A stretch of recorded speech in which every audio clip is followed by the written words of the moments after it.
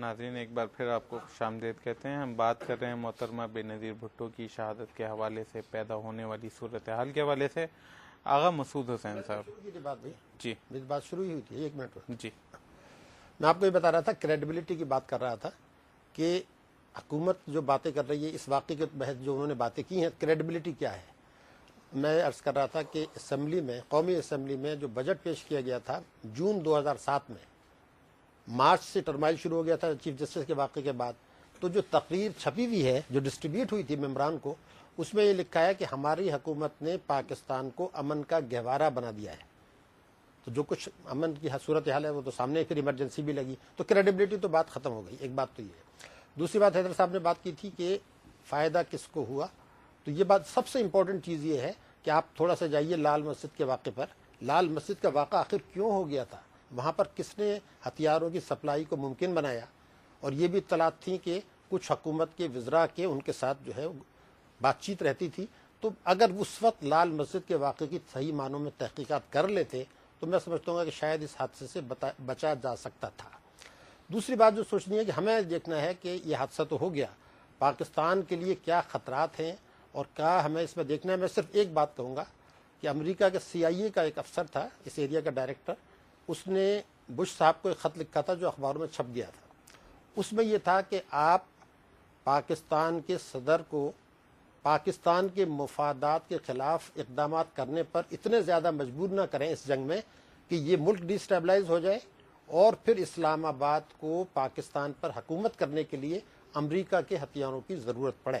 میرا صرف کہنا یہ تھا کہ یہ حادثہ ہے، بہت بڑا سانحہ ہے، اس کے بہت زیادہ اثرات آئیں گے، لیکن اگر اس سے ایک یہ سبق سیکھ لیا جاتا ہے کہ ہم اس قسم کے فیصلے کریں، فرد واحد نہ کریں، کنسلٹیشنز کے ساتھ ہوں، اور 9/11 کے بعد جو بھی دہشت گردی کے خلاف جنگ ہے اس کی پوری اسٹریٹجی ہمیں ایک نئے سرے سے بنانی ہوگی. اس جنگ کو ضرور لڑنا ہوگا، لیکن اس کے کچھ بیرومیٹرز ہونے چاہیے، اس میں ہماری کچھ شرائط بھی ہونی چاہیے کہ امریکہ جس کی ہم جنگ لڑ رہے ہیں، کیونکہ 9/11 کے بعد امریکہ میں کوئی دہشت گردی کا واقعہ نہیں ہوا، اور دنیا بھر میں عراق کے بعد شاید پاکستان کے سب سے زیادہ فوجی شہید ہوئے، پاکستان کے سب سے زیادہ شہریوں پر ہوا. اور ایک اور بات ہوئی ہے کہ حکومت میں اور عوام میں، فوج میں اور عوام میں، مرکزی حکومت میں اور صوبوں میں، اور خود صوبوں کے درمیان جو ہے وہ اعتماد کا ایک سنگین ترین بحران اس وقت آ چکا ہے.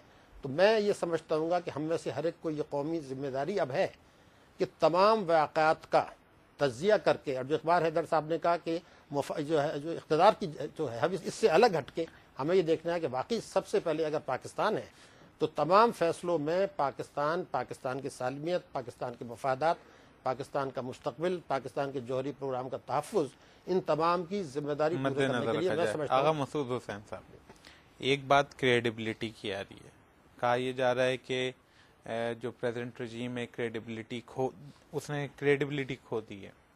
دوسری بات یہ میں دیکھ رہا ہوں کہ منور حسن ہوں، اقبال حیدر ہوں، الٹیمیٹلی یہ بھی امریکہ کو ذمہ دار سمجھتے ہیں، منور حسن بھی امریکہ ہی کو ذمہ دار سمجھتے ہیں.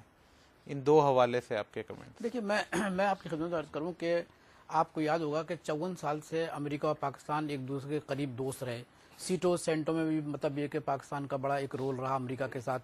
پھر یہ ہے کہ پاکستان کا ایک رول یہ بھی رہا. دیکھیے ناقبت اندیشی کی جو لہر پاکستان میں آئی ہے خارجہ پالیسی کے حوالے سے اور داخلی پالیسی کے حوالے سے، وہ پاکستان کے عوام کے حق میں نہیں تھی. مثال کے طور پہ یہ کہ ہم نے سیٹو سینٹو میں اس لیے کیا کہ صاحب کہ ہمیں نارتھ سے خطرہ تھا، یا کمیونزم کے پھیلاؤ سے خطرہ تھا، ڈلس کی جو فلسفہ تھا اس کو ہم نے اپنا لیا. میری کہنے کا مقصد یہ کہ ہم پاکستان کا جو ایک سیکورٹی پرسیپشن ہے وہ ہمیشہ سے بڑا پریشان کن رہا ہے.